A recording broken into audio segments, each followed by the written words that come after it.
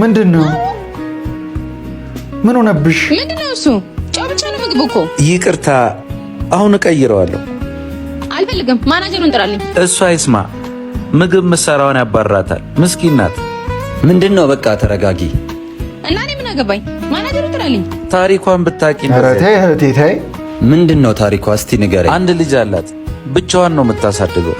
ባሏ ሞቶ ነው? ይሙት ይኑር አይታወቅም። የተሻለ ህይወት አኖርሻለሁ ብሎ ከ4 ዓመት በፊት ነበረ ሊቢያ የተሰደደው። ሊቢያ ሲገባ ያወሩ ነበር።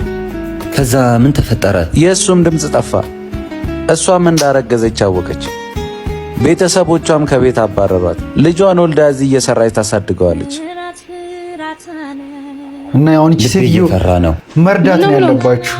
እኔ የምልህ ስሟ አበባ ነው? አዎ።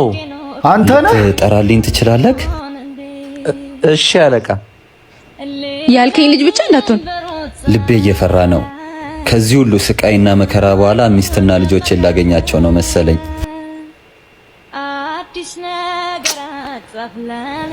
አበባዬ እንዴት ነው ልቧ ክፍል የሚለው? በህይወት አለክ? አለ። ከስቷል እንጂ ትንሽ ነው የከሳው እንጂ በህይወት አለ። ወይኔ ፊቷ ራሱ ማዲያት ምናምን። አዎ እኔ ነኝ የኔ ፍቅር። እኔ እንደዚህ ልጎሳቆልልሽ። ወይኔ ደስ ሲሉ ምን አይነት ሪዩኒየን ነው?